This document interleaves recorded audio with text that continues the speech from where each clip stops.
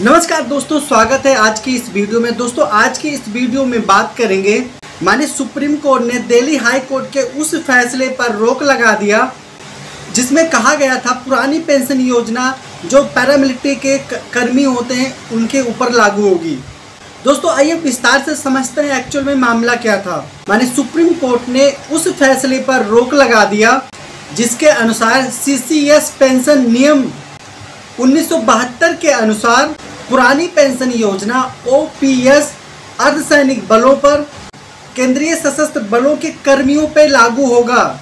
इस केस की सुनवाई माननीय सुप्रीम कोर्ट के विद्वान जस्टिस संजीव खन्ना और विद्वान जस्टिस संजय कुमार और विद्वान जस्टिस आर महादेवन की पीठ ने यह आदेश भारत संघ को दिल्ली हाई कोर्ट के फैसले के खिलाफ अपील की अनुमति देते हुए पारित किया, जिसके तहत प्रतिवादी सीएपीएफ कर्मियों की याचिका पर निपटारा पवन कुमार व अन्य बनाम भारत संघ व अन्य में दिल्ली हाई कोर्ट के फैसले के अनुसार किया गया था। पवन कुमार के मामले में यह माना गया कि अर्धसैनिक बल भारत संघ के सशस्त्र बल हैं और उन पर पुरानी पेंशन योजना लागू है।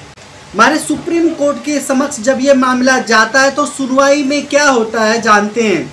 दोस्तों अतिरिक्त सॉलिसिटर जनरल ऐश्वर्या भाटी जो कि केंद्र की ओर से पेश हुए थे ने बताया कि प्रतिवादी देश की रक्षा बलों के साथ समानता की मांग कर रहे थे और हाई कोर्ट ने कहा ओपीएस का लाभ सीएपीएफ के सभी कर्मियों पे लागू होगा।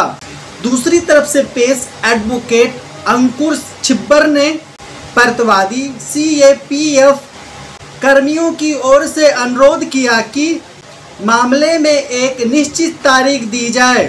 हालांकि इस अनुरोध को यह कहते हुए अस्वीकार कर दिया गया कि मामला इतना जरूरी नहीं है, सुनवाई का कुछ ही समय लगेगा।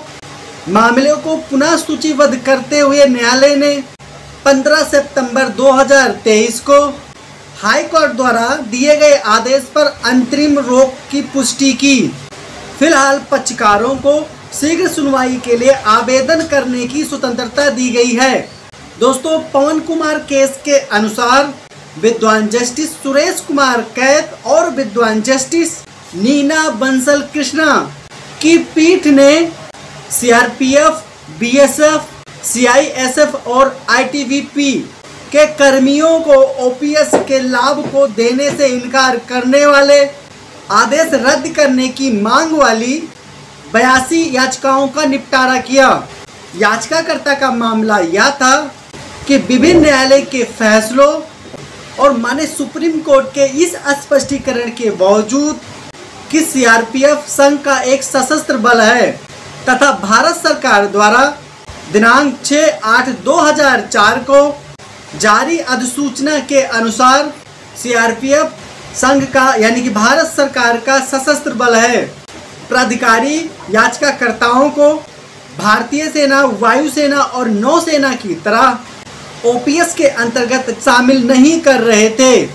उनकी सुनवाई के बाद हाई कोर्ट ने गवर्नमेंट को 8 सप्ताह के भीतर उचित आदेश जारी करने का निर्देश दिया और कहा कि पुरानी पेंशन योजना का लाभ देने वाली 22/12/2023 की अधिसूचना और साथ ही 17 फरवरी 2020 का कार्यालय ज्ञापन समान रूप से लागू होगा। जहां तक सीआरपीएफ का सवाल है, हाई कोर्ट ने अखिलेश प्रसाद बनाम मिजोरम संघ शासित प्रदेश 1981 में माने सुप्रीम कोर्ट के फैसले पर भरोसा किया और माना कि जो सीआरपीएफ है वह सशस्त्र बल का एक हिस्सा है। इसके अलावा भारत सरकार के गृह मंत्रालय ने 6 अगस्त 2004 के प्रपत्र के माध्यम से स्पष्ट किया कि गृह मंत्रालय के प्रशासनिक नियंत्रण के तहत केंद्रीय बलों को भारत के सशस्त्र बल घोषित किया गया था। इसने कहा हाई कोर्ट ने भारत सरकार के पेंशन और पेंशन विभाग द्वारा जारी कार्यालय ज्ञापन पर भी गौर किया। दिनांक 22 दिसंबर 2003 की पूर्व अधिसूचना दिनांक 6 अगस्त 2004 के स्पष्टीकरण पत्र और दिनांक 17 दिसंबर 2020 के कार्यालय के ज्ञापन के अवलोकन से पता चलता है कि BSF, CISF, CRPF, ITBP, NSG, Assam rifles और एसएसबी गृह मंत्रालय के तहत केंद्रीय बलों के हिस्सा हैं और दिनांक 22 दिसंबर 2003 की अधिसूचना नई अंशदायी पेंशन योजना के लिए इन बलों के कर्मियों पर लागू नहीं होगा। न्यायालय ने कहा, संवैधानिक योजना का उल्लंघन करते हुए हाई कोर्ट ने कहा, भारतीय संविधान का 7वां अनुसूची सूची 1 प्रविष्टि 2 के साथ अनुच्छेद 246 में भारत सरकार के सशस्त्र बलों की परिकल्पना की गई, जिसमें नौसेना और वायुसेना भारत सरकार के कोई और सशस्त्र बल शामिल हैं। इसलिए सीएपीएफ के कर्मी ओपीएफ के लाभ पाने के हकदार हैं, जैसा कि 22 दिसंबर 2003 की अधिसूचना के तहत प्रदान किया गया है। दोस्तों, आशा करता हूँ वीडियो बहुत पसंद आया होगा। फिर मिलते हैं एक नई वीडियो में। बहुत बहुत धन्यवाद।